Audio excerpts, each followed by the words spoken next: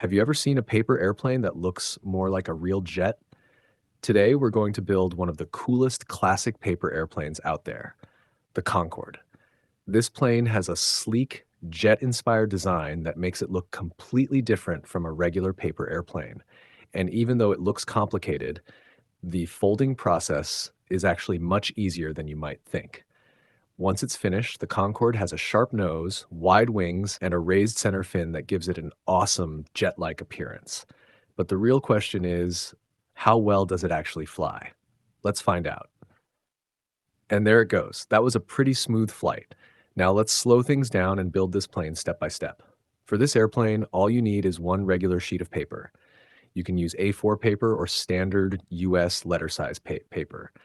Make sure the paper is flat and doesn't have any large creases or bends. The cleaner your folds are, the better your finished airplane will usually look and fly. So let's get started. First, take your sheet of paper and fold it in half lengthwise. Line up the edges as carefully as possible. Then press down along the fold to create a nice, strong center crease.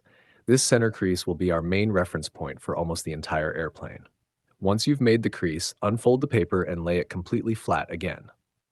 Now we're going to start shaping the nose of the plane.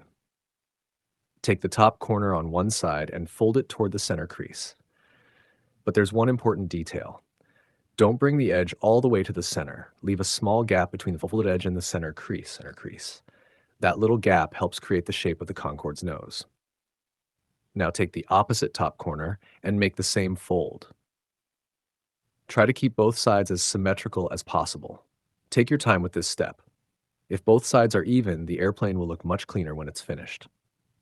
Now we have our first basic nose shape, but we're not done yet. Next, take the outer edge of one side and fold it inward again. Once again, don't fold it all the way to the center crease. Instead, line the edge up with the inner layer you just created. Press down firmly along the fold. Then repeat the exact same process on the other side. At this point, you should notice the paper starting to look much more like a small jet. The nose is becoming narrower while the body is getting more defined. Now let's move on to the next part. Open the upper flap slightly. Look for the point where the flap meets or crosses near the center crease. That point will help us create our next diagonal fold. From that point, fold the paper diagonally down toward the bottom corner. Make sure the fold is nice and sharp. Now, repeat the exact same fold on the opposite side. Again, symmetry is very important here. Try to make both sides match as closely as possible. Now we're going to work on the rear section of the airplane. This part might look a little tricky at first, but once you understand what we're doing, it becomes much easier. We want to create a crease that follows the existing edge and stops at the center crease. To do that, gently roll the paper layers over the edge. You don't need to force the paper, just guide the layers into position and press down to create the crease. Once you've finished one side, repeat the same process on the opposite side. Take a moment to check your folds. At this stage, the paper should have several layers, and the overall shape should already resemble a small folded jet. Now comes one of the most important parts of the entire build. This is called the jet fold. Bring both sides of the paper toward the center. As you do this, you'll notice something interesting.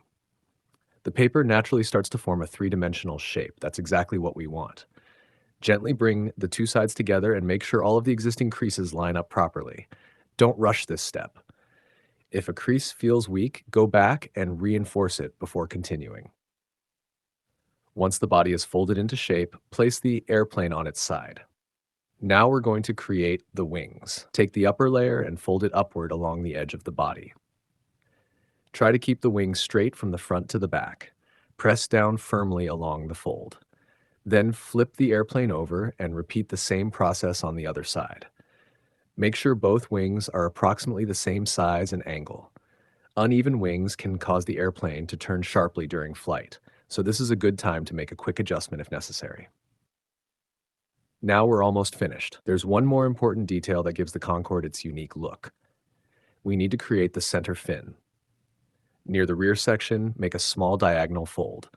This fold will help form the fin that stands up from the middle of the airplane. Once you've created the crease, carefully reverse the fold. Open the paper slightly and guide the center section upward. You should now see the fins starting to stand in the middle of the plane. Press the surrounding creases again to lock everything into place. And there we go. The Concord is finished. Take a moment to look at the shape. You've got a sharp jet-style nose, wide wings, and a raised center fin. It looks much more like a miniature jet than a traditional paper airplane. But before we throw it, there's one small adjustment that can make a big difference. Take a look at the rear edges of the wings.